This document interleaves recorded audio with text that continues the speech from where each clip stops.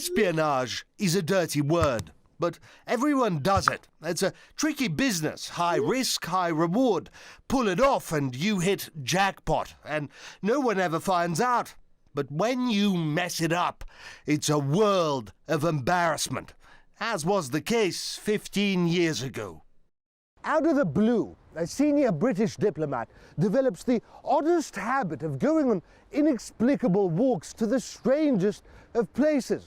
It's the same route every time. Now, alarm bells aren't ringing yet, but Russian counterintelligence decide to keep an eye on this odd little habit.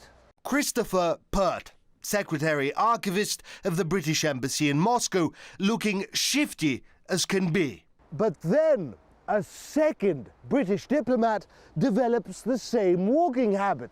And during one of those walks, one of the diplomats strays off the path, kicks a random rock, and then keeps on going. Cue alarm bells. At this point, the FSB understands that something stinky is afoot. They watch and watch as a third and a fourth British diplomat start going on these little pilgrimages to this little rock. At one point, a certain Mark Doe, then second secretary of the embassy and flagged as an MI6 agent by Russian counterintelligence, whisked the rock away for a little polish. It turned out to be a Wi-Fi device used to communicate with a Russian official turned traitor. На тот момент это устройство было новейшим способом организации посольской резидентуры СИС связи со своей агентурой на территории России. Британцы не признавали свой провал вплоть до 2012 года, до момента, пока бывший советник премьер-министра Тони Блэра Джонатан Браун официально не признал, что этот факт имел место быть. The spy rock was embarrassing. They had us banged to rights. Clearly they'd known about it for some time and had been saving it up for a political purpose. This is the rock, or the malfunctioning rock, a copy of it. The original has been stripped down into dust, circuits and wires, but this is the rock that caused so much embarrassment for British intelligence and diplomats. Since then, technology has undergone miniaturization, and this has given way to this. The internet and messengers. But while methods and tactics may have changed, goals and strategies haven't. Espionage, subterfuge, spying, and betrayal. You'd think that British agents and potential recruits in Russia would be a little more surreptitious going into the future, but no. The Federal Security Service of Russia has released new footage showing Mark Doe's successor following in his clumsy footsteps. James William Thomas Ford, entering a restaurant in Moscow, former Second Secretary for Political Affairs at the British Embassy, designated an undeclared MI6 agent, married to Elizabeth Grenberg, designated Swedish intelligence agent. Following him in is Russian opposition figure Vladimir Ashurkov, Alexei Navalny's right-hand man, executive manager of the FBK Foundation, currently living in the UK. Surveillance of this meeting was conducted by Russian counterintelligence, keeping an eye on Special Agent Ford. If we had more money, we would expand our activities, of course, with a little money. If somebody would spend, I don't know, $10–20 million a year on supporting this, we would see quite different picture. And this is, not a big amounts of money for people who have billions at stake in this game. So that's the message that I'm trying to project in my fundraising effort and talking to people, business community and so on. Hint, hint, nudge, nudge. Fund us into power and we'll pay you back with billions, hints the man crusading against corruption. The opposition even has a plan, which is remarkably similar to what they accuse the government of doing, from bombarding voters with propaganda to backdoor deals with elites. We need to play on different chessboards. Mass protests, civil initiatives, propaganda, establishing contacts with the elite and explaining to them that we are reasonable people and we're not going to demolish everything and take away their assets, things like that. Ashurkov, cementing rumors that the opposition is being helped by foreign intelligence, appears to ask the British for help, information from government and intelligence agencies to use against the Russian government. In some cases we don't have maybe, the direct evidence. Our evidence is circumstantial, but I'm sure that SFO has access to a lot of information that would not be available to us from British sources. And if,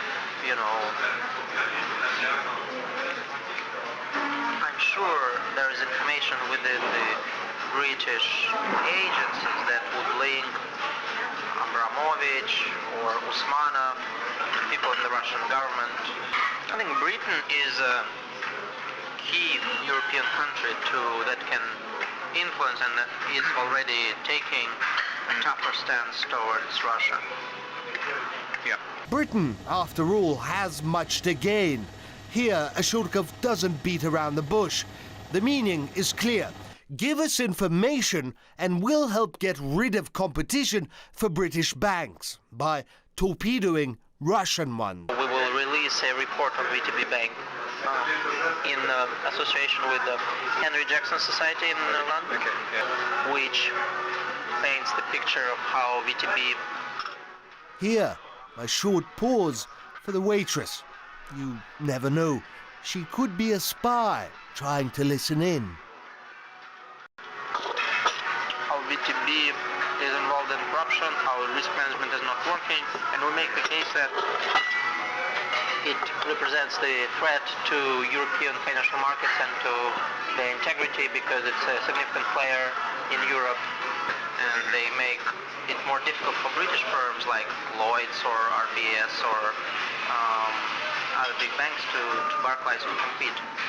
Despite Ashurkov's hints, Mr. Ford doesn't commit to any direct financial support. Instead, he points Ashurkov to a workaround.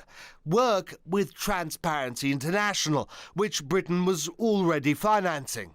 The foreign agent legislation, of course, is going to be a big thing for this autumn, I think.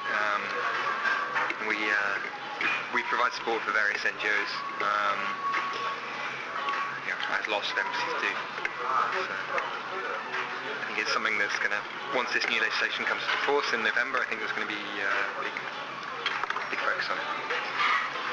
They will argue, and I think we'll probably have to argue at some point before too long, that specifically they are not political and therefore not foreign agencies, etc. I mean, we are funding a project run by them, mainly in Ukraine, but also in some other countries in the region, on open government, this open government partnership, building a kind of an action plan for Russia. We are open to work with them, we just don't think that it's going to be effective. Just imagine a British politician meeting with Russian Secret Service agents to beg for funding and dirt on rivals. It would cause a national uproar. Aside from the ethical complications, it would also undoubtedly be viewed as a security threat. And that's exactly what it is in the eyes of the FSB. Посольская резидентура МИ-6, решая свою главную задачу по получению секретных сведений о военном экономическом потенциале России, продолжает активно участвовать в работе посольства с российской оппозицией, поддерживать различные НКО, выдавая им гранты. Помимо информационной и финансовой поддержки оппозиции и НКО, сотрудники британского посольства активно участвуют непосредственно в формировании оппозиционных сил. It's never been a secret that the opposition in Russia has ties with and sometimes works in the interests of foreign governments. So we'll see what comes out of that. So this broadly describes what I do. Okay. Well, yeah, I mean, not a small job. But the degree of that cooperation will undoubtedly leave voters with very serious questions. Murad Газдиев, RT Moscow.